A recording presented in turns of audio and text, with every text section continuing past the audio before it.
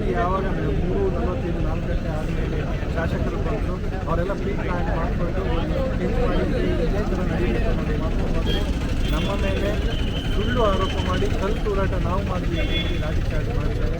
ಅದ್ರ ಬಗ್ಗೆ ಲಾಠಿ ಚಾರ್ಜ್ ಮಾಡಿ ಸುಳ್ಳು ಮೊಕದ್ದಮೆ ಹಾಕಿ ಸ್ವಲ್ಪ ಜನನ ಅರೆಸ್ಟ್ ಮಾಡಿದ್ರು. ಅರೆಸ್ಟ್ ಮಾಡಿ ಅವರು FIR ರೆಡಿ ಮಾಡ್ಕೊಂಡಿದ್ರು. ನಿನ್ನೆ ಕಣ್ಣೊರೆಸಲಿಕ್ಕೆ ಅವ್ರನ್ನ ರಿಲೀಸ್ ಮಾಡಿದ್ದಾರೆ. ರಾತ್ರೋರಾತ್ರಿ ಅವ್ರ ಮೇಲೆ ಈಗ ಮೊಕದ್ದಮೆ ಹಾಕಿದ್ದಾರೆ, ನಾನ್ ಬೈಲಬಲ್ ಅಫೆನ್ಸ್ ಅಂತ.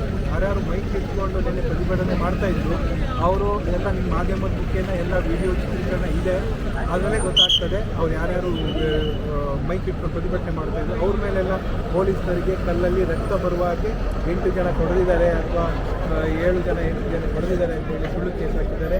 ಆಮೇಲೆ ಗಾಡಿನ ಜಖಮ್ ಮಾಡೋಕ್ಕೆ ಹೊರಟಿದ್ರು ಎಲ್ಲದು ಅಂತ ಹೇಳಿ ಕೇಸ್ ಹಾಕಿ ಅವ್ರನ್ನ ಏನು ಕೋರ್ಟ್ ಮುಂದೆ ಅಲೆದಾಡಬೇಕಂತ ಹೇಳಿ, ಅಂದರೆ ಬೇಲ್ ಸಿಗಬಾರ್ದು ಅವ್ರಿಗೆ ಈಸಿಯಾಗಿ ಅಂತ ಹೇಳಿ ಇದ್ದಬದ್ದ ಸೆಕ್ಷನ್ ಎಲ್ಲ ಅವ್ರ ಮೇಲೆ ಸುಳ್ಳು ಹಾಕಿ ಸೊ ಅದ್ರ ಬಗ್ಗೆ ಉಗ್ರ ಹೋರಾಟ ಮಾಡಲಿಕ್ಕೆ ನಾವು ಇವತ್ತೇನು ಪ್ರತಿಭಟನೆ ಮಾಡಲಿಕ್ಕೆ ಎಲ್ಲ ರೈತ ಹಿತರಕ್ಷಣಾ ವೇದಿಕೆ ಜೊತೆಗೆ ನಮ್ಮ ರೈತ ಒಕ್ಕೂಟನ್ನು ಕೈ ಜೋಡಿಸಿ ಈಗ ನಮ್ಮದು ಶೃಂಗೇರಿ ಭಾಗ, ಯನ್ನಾಪುರ ಮತ್ತು ಕೊಪ್ಪ, ಬಾಳೆಹೊನ್ನೂರು ಎಲ್ಲ ವರ್ತಕರು ಎಲ್ಲ ಖಾಂಡ್ಯ ಭಾಗದವರು ಸಹಕರಿಸಿ ಎಲ್ಲರನ್ನು ಬಂದು ಕರೆ ಕೊಟ್ಟಿದ್ದು, ಬಂದನ್ನು ಯಶಸ್ವಿಯಾಗಿ ನಡೆಸಿಕೊಟ್ಟಿದ್ದಾರೆ. ಅವರಿಗೆಲ್ಲರಿಗೂ ಧನ್ಯವಾದವನ್ನು ಹೇಳ್ತೇನೆ. ನಾವು ನಮ್ಮ ಯಾರು FIR ಹಾಕಿದ್ದಾರೆ ಇದುವರೆಗೆ ನಮ್ಮ ಸುಳ್ಳು ಮೊಕದ್ದಮೆ ಹಾಕಿ ನಮ್ಮ ರೈತ ಹೋರಾಟಗಾರ ಯಗೇಶ್ ತೆಗೇನೆ ಅವ್ರ ಜೊತೆಗೆ ನಮ್ಮ ರೈತ ಒಕ್ಕೂಟದಿಂದ ನಾವು ನಿಂತಿರ್ತೇವೆ.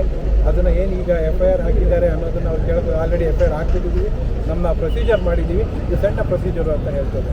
ಇವಾಗ ನಮ್ಮ ರೈತ ಒಕ್ಕೂಟದಿಂದ ಇವತ್ತು ನಾವು ಅವ್ರಿಗೆ ಮನವಿ ಹೇಳ್ತಾ ಇದ್ದೀವಿ, ನೀವು ಅವ್ರ ಮನೆಗೆ ಹೋಗೋದಾಗಲಿ ಅವ್ರ ಅರೆಸ್ಟ್ ಮಾಡೋದಾಗಲಿ ಮಾಡಿದ್ರೆ ಇದರ ಉಗ್ರ ವಿರುದ್ಧದಲ್ಲಿ ಹೋರಾಟ ಮಾಡ್ತೇವೆ.